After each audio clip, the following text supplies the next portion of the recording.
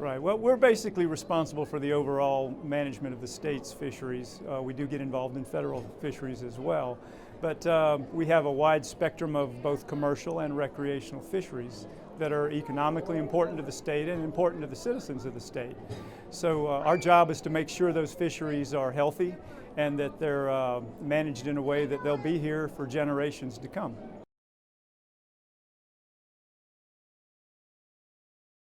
Sure. Climate change just adds some variables to the picture. If you think about it, we're sort of set up to deal in a static world, and if everything stayed exactly the same, it would be challenging enough. But when you add in the variability of climate changing, which can result in things like, seawater temperature changes, sea level rises, changes in salinity, rainfall patterns, it adds to the decisions we have to make or the things we might have to do to take care of our fisheries.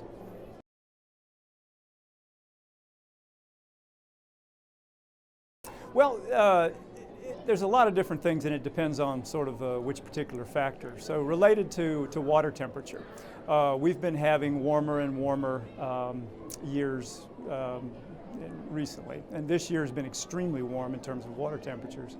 But water temperature can drive fish to move sometimes. So fish will basically stay within an area that they're comfortable in. So if you have average water temperatures changing to the point where fish decide that they're going to move to accommodate where they want to be related to an optimal temperature, that could result in fish sort of moving out of an area or fish moving into an area. So that's not necessarily bad for the fish.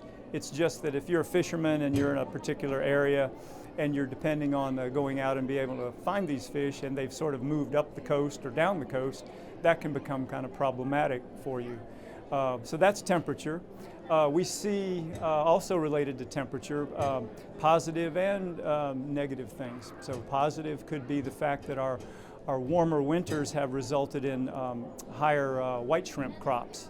So when we have a warm winter, we generally have a good white shrimp season. When we have a cold winter, we don't. It tends to kill the overwintering shrimp and the population's depressed. So warmer water could mean good things for white shrimp.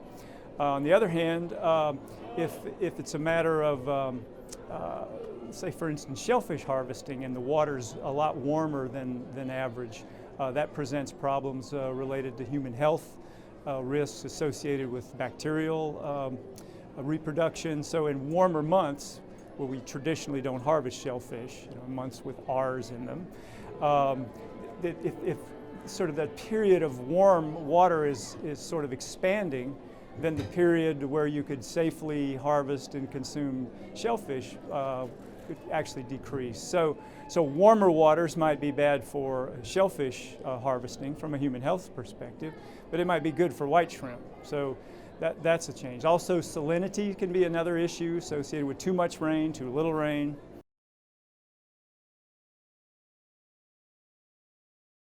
Not so much. Lately we've had probably discussions with harvesters of shellfish because we're considering some adjustments to both DHEC regulation and state law pertaining to shellfish harvest.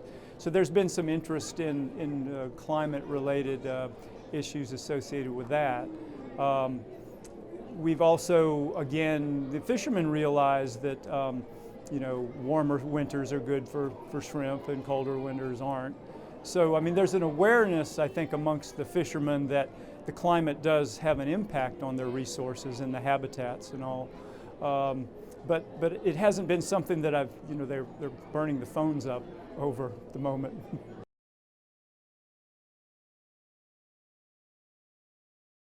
Well, it's not so much negative impacts right now as just watching what's going on related to conditions. So we talked earlier about these king tides. So I can remember going back 30 years, I've never heard of a king tide. A king tide is just sort of it seems to be more of a recent occurrence, but it's basically our high tides are higher on average now than they used to be. I mean, even sometimes a foot above what they used to be. So if that's an indication of sea level rise or a precursor to sea level rise, if that continues, that could be problematic in terms of compromising intertidal resources such as marsh grass and oyster beds, which are intertidal.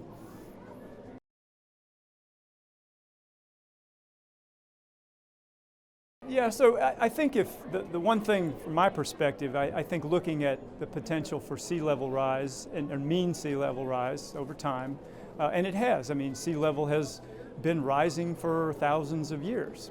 But I think as people that occupied South Carolina going back thousands of years ago, we adapted to that by moving and allowed the natural habitats to just migrate inland or upstream. Now, the way we're sort of set up in the modern world, we've sort of drawn lines or drawn barriers and said no.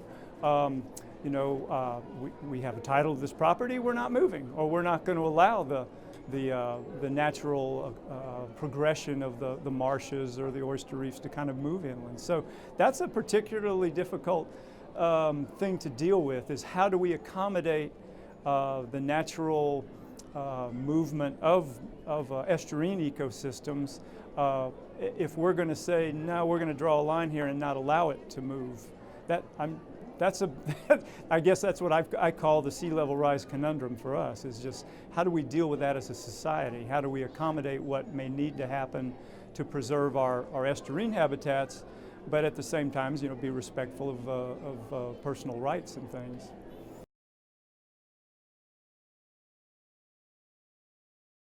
I don't know that they're really thinking about that particular aspect of this. We talk about sea level rise and we talk about other things changing, but when it comes down to it, it's okay, what are we going to do if and when it does rise, or if and when we start seeing a degradation in marsh habitat or oyster reef habitat, and we're not allowing it to move in a natural way as it has for thousands of years.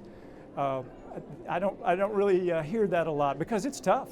I mean, it comes down to basically dealing with property rights and accommodating. We can talk about hardening shorelines and building barriers. I mean, in the Netherlands, of course, they've done a lot of sort of building dikes and things like that, where they're saying, no, we're not going to have the sea come in here. Well, if we do that in the estuarine habitat, we're saying we're basically going to just cut off the ability of the natural progression of the marshes and to move.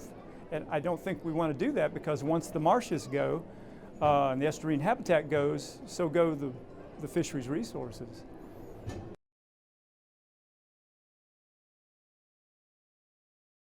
Yeah, I think events like today, where you can get people together just to kind of listen to what the issues are and to dialogue and to brainstorm, those are all very helpful. I think a lot of this is a matter of education and being able to consider what the facts are, what the data say are going on, and then sit back and say, okay, well, how could we collectively as a society or a group deal with those things?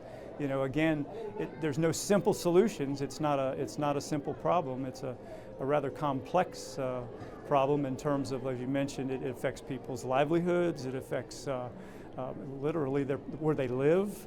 There's a lot of things that have to be kind of managed, and that involves both government, private industry, private citizens. It's everybody needs to be able to work together to come up with solutions that work for the communities and all.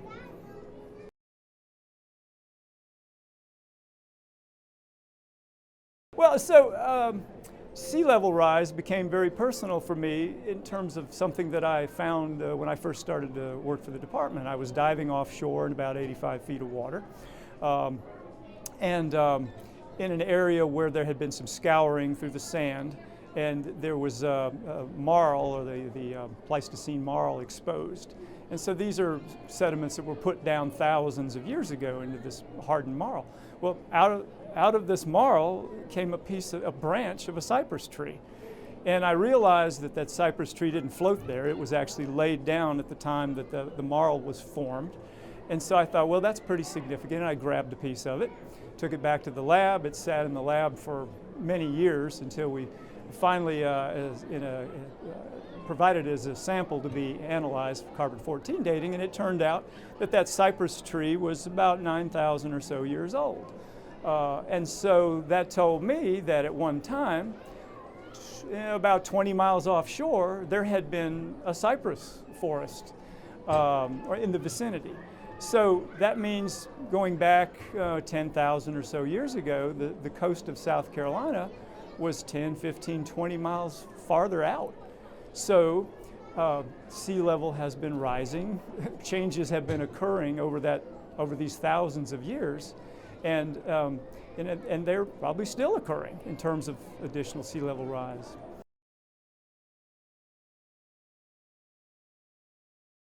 And I'm not an expert in that area at all. But some of the data suggests that there's periods of increased or accelerated rising and decelerated, and accelerated and decelerated. So if we're in a period of accelerated rising, then that means we've got to deal with things a little, in a sense, not in geologic terms, but a little bit more quicker in terms of providing solutions. But I think what we've got to come to grips with is, again, if it rises and if it starts to threaten our estuarine habitats, which are the foundation for our fisheries, what are we willing to do as a society? Are we willing to make those tough decisions about allowing the natural progression of the marshes and the estuarine systems sort of upstream and inland? And that's a tough call.